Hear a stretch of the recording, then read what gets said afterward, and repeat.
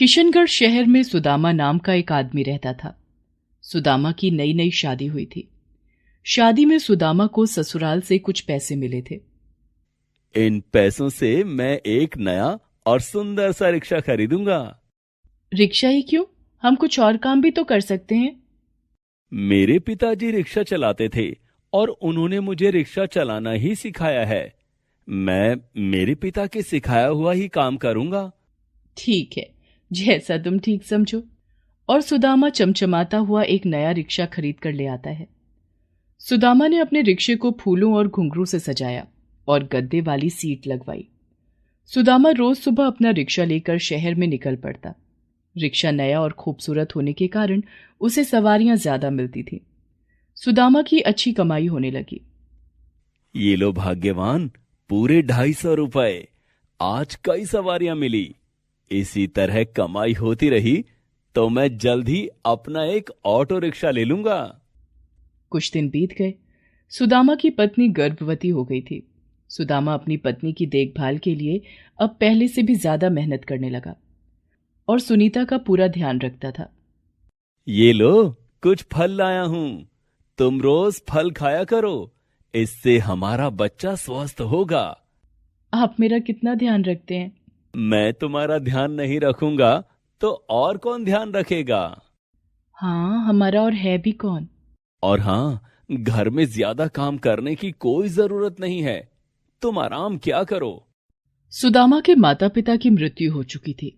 सुदामा अपने माता पिता की इकलौती संतान था, जिस कारण ससुराल में सुनीता अकेली थी। दिन बीत रहे थे और सुनीता का गर्भ धीरे धीरे 9वें महीने में पहुंच गया था। तुम तो रोज रिक्शा लेकर निकल जाते हो। अगर मुझे कुछ हो गया तो कोई देखने वाला भी नहीं है।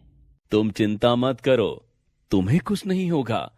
मैं अब शाम को घर जल्दी आया करूंगा। इतना कहकर सुदामा रोज की तरह सुबह रिक्शा लेकर निकल पड़ता है। सड़क के किनारे खड़ा होकर सुदामा सवारियों का इंतजार कर रहा था। तभी उसे एक सवारी मिली, एक काला सा आदमी जिसने बहुत अजीब से कपड़े पहन रखे थे। उसने सुदामा को रोका और उसके रिक्शे पर बैठ गया। उस आदमी के हाथ में एक गदा भी थी। ये दूसरे ग्रह से आया है क्या? कैसे कपड़े पहन रखे हैं? या फिर कोई बहरूपिया होगा। कहां जाना है साहब? यमलोक जाना है। क्या क्या मतलब? मैं यमराज हूं और तुम्हें लेने आया हूं। तुम्हें अभी मेरे साथ यमलोक चलना होगा। सुदामा रिक्शा रोक देता है और हाथ जोड़कर यमराज के सामने खड़ा हो जाता है। ऐसा मत कीजिए प्रभु, मुझे अभी मत मारिए। मेरी पत्नी गर्भवती है। कुछ ही दिनों में वो मेरे बच्चे को जन्म देने वाली है। उसका ख्याल कौन रखेगा? लेकिन तुम्हारा वक्त आ गया है। पृथ्वी लोक पर तुम्हारा और तुम्हारी पत्नी का साथ यहीं तक था। अब तुम्हें मेरे साथ चलना ही होगा। सुदामा सड़क पर खड़े होकर यमराज के सामने रोने गिड़गिड़ाने लगता है और तभी एक तेज रफ्तार ट्रक आकर उसे कुचलकर चली जाती है और सुदामा की मौत हो जाती है। सुदामा अब भी यमराज के सामने अपनी जान की भीख मांग रहा होता है। दया करे यमराज जी। अब कुछ नहीं हो सकता। तुम्हें मेरे साथ चलना ही होगा। यमराज सड़क पर सुदामा की लाश की ओर इशारा करते हैं। सुदामा देखता है कि सड़क पर घायल अवस्था में उसकी लाश पड़ी हुई है। ये देखकर सुदामा जोर जोर से रोने लगता है। अब तो तुम्हें मेरे साथ चलना पड़ेगा। ठीक है, मैं चलने के लिए तैयार हूँ, लेकिन यमलोक जाने से पहले मैं एक बार अपनी पत्नी को देखना चाहता हूँ। ठीक है। सुदामा यमराज के साथ अपने घर पहुंचता है। वो देखता है कि उसकी पत्नी सुनीता बिस्तर पर बैठकर अपने गर्भ में पल रहे शिशु से कुछ बातें कर रही थी। तुम्हें आम बहुत पसंद है ना? तुम्हारे पापा आज तुम्हारे लिए आम लेकर आएंगे, तब जी भर के खा लेना। शिशु से बातें करते हुए सुनीता बहुत खुश थी और हंस रही थी। और क्या क्या पसंद है तुम्हें? मैं वो सब कह दूंगी तुम्हारे पापा से, वो ले आएंगे। तेरे पापा आने ही वाले होंगे। बदमाश, लात मारता है। अपनी पत्नी को अपने होने वाले बच्चे से बात करता देखकर सुदामा की आंखों में आंसू आ जाते हैं। सुदामा फिर कहता है, मेरी पत्नी मेरे घर आने का इंतजार कर रही है। उसे नहीं पता कि मैं मर चुका हूँ। अब मेरी पत्नी और मेरे होने वाले बच्चे की देखभाल कौन करेगा? ये मेरा काम नहीं है। मैं तो सिर्फ लोगों के प्राण लेता हूँ। मैं एक शर्त पर ही आपके साथ चलने के लिए तैयार हूँ। आपको सुदामा बनकर मेरी पत्नी और मेरे बच्चे की देखभाल करनी होगी। ये नहीं हो सकता। तो फिर मैं आपके साथ नहीं जाऊंगा। मैं आत्मा के रूप में अपनी पत्नी के आसपास रहूंगा। आपको मेरे परिवार पर जरा भी दया नहीं आती। मेरी पत्नी की हालत ऐसी नहीं है कि वो कुछ काम कर सके। मेरी पत्नी और मेरा बच्चा दोनों भूख से मर जाएंगे। आप मेरे प्राण लेने आए थे, लेकिन कुछ दिन बाद आपको मेरी पत्नी और मेरे बच्चे के प्राण अपने आप ही मिल जाएंगे, जब वे भूख से तड़प तड़प कर मर जाएंगे। दूसरी तरफ सड़क पर पड़ी सुदामा की लाश को एक एम्बुलेंस आकर ले जाती है और सुदामा की लाश एक हॉस्पिटल के मुर्दा घर में रखी होती है। डॉक्टर सुदामा के मृत शरीर में से अंग निकालकर उसे दूसरे मरीज को लगाने के लिए आपस में बात कर रहे थे। इसकी आंखें ठीक हैं, इन्हें दूसरे मरीज को लगा देते हैं। इसकी दोनों किडनियां भी ठीक हैं, ये भी दूसरे मरीज को ट्रांसप्लांट कर देंगे। हॉस्पिटल के कर्मचारी सुदामा के मृत शरीर से अंगों को निकालने के लिए उसे ऑपरेशन थिएटर की तरफ ले जाने लगते हैं और डॉक्टर ऑपरेशन की तैयारी करने लगते हैं।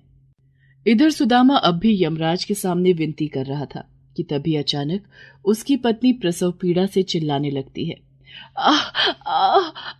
हे भगवान, कितना दर्द हो रहा है। सुदामा कब आएगा? आज कहाँ रह गया वो? हे भगवान, मेरी मदद करो। अपनी पत्नी को दर्द से तड़पता देखकर सुदामा उसके पास जाता है, लेकिन उसकी पत्नी ना तो उसे देख पा रही थी और ना ही सुन पा रही थी। आज आपको मेरे साथ 2 और लोगों को अपने साथ लेकर जाना पड़ेगा। नहीं, मैं सिर्फ तुम्हें लेकर जाऊंगा। लेकिन अगर सही समय पर सुनीता को हॉस्पिटल नहीं पहुंचाया गया तो जच्चा और बच्चा दोनों की मौत हो सकती है। अगर आप इन्हें अपने साथ नहीं ले जाना चाहते हैं तो आपको इनकी जान बचानी होगी। ठीक है। यमराज सुदामा का रूप लेकर सुनीता के पास जाते हैं। तुम परेशान मत हो सुनीता, मैं आ गया हूँ। और यमराज सुनीता को रिक्शे पर बिठाकर खुद रिक्शा चलाकर उसे हॉस्पिटल ले जाते हैं। सुदामा के रूप में यमराज सुनीता को उसी हॉस्पिटल में ले जाते हैं जहां पहले से सुदामा का मृत शरीर ऑपरेशन के लिए ऑपरेशन टेबल पर रखा हुआ था। सुदामा के रूप में यमराज सुनीता को हॉस्पिटल के सामने रिक्शे पर ही छोड़कर गायब हो जाते हैं। सुनीता दर्द से बेहद चिल्ला रही थी। आह आह आह। सुनीता की बुरी हालत को देखकर हॉस्पिटल की नर्स उसकी डिलीवरी के लिए जल्दी से डॉक्टर को बुलाती है और सुनीता के ऑपरेशन के लिए नर्स उसे ऑपरेशन थिएटर में ले जाती है। एक तरफ डॉक्टर सुदामा के मृत शरीर के ऑपरेशन की तैयारी कर रहे थे तो दूसरी तरफ डॉक्टर सुनीता की डिलीवरी की तैयारी कर रहे थे। सुदामा फिर यमराज से कहता है, मेरा बच्चा मेरा चेहरा भी नहीं देख पाएगा। मेरी पत्नी मेरी मौत का सदमा कैसे बर्दाश्त कर पाएगी? मुझे इस बात से कोई मतलब नहीं है। मैं तुझे लेने आया हूं और तुझे लेकर ही जाऊंगा। तो फिर एक शर्त है। कैसी शर्त? अगर मेरी पत्नी को लड़का हुआ तो आप मेरी आत्मा को मेरे बेटे के शरीर में डाल देना। इस तरह से मैं बेटा बनकर अपनी पत्नी के पास भी रहूंगा। ठीक है, मुझे मंजूर है। इधर डॉक्टर सुदामा के मृत शरीर का ऑपरेशन करके उसके अंग निकाल देते हैं और दूसरे मरीज को लगाने की तैयारी करते हैं। उधर सुदामा की पत्नी सुनीता एक बहुत ही सुंदर बेटे को जन्म देती है। शर्त के मुताबिक यमराज सुनीता के बेटे के शरीर में सुदामा की आत्मा डाल देते हैं और यमलोक चले जाते हैं। बेटे के जन्म के बाद सुनीता बच्चे को लेकर घर आ जाती है। सुदामा के लौट के नहीं आने का दुख उसे बेहद सता रहा था, तभी सुनीता का पड़ोसी आकर उसे बताता है कि सड़क दुर्घटना में सुदामा की मौत हो गई है। सुदामा की मौत की खबर सुनकर सुनीता पर जैसे दुखों का पहाड़ टूट पड़ता है। रोती बिलखती सुनीता अपने मायके चली जाती है और अपने माता पिता के साथ रहने लगती है। मायके में ही सुनीता अपने बच्चे का पालन पोषण करती है। Please subscribe this channel.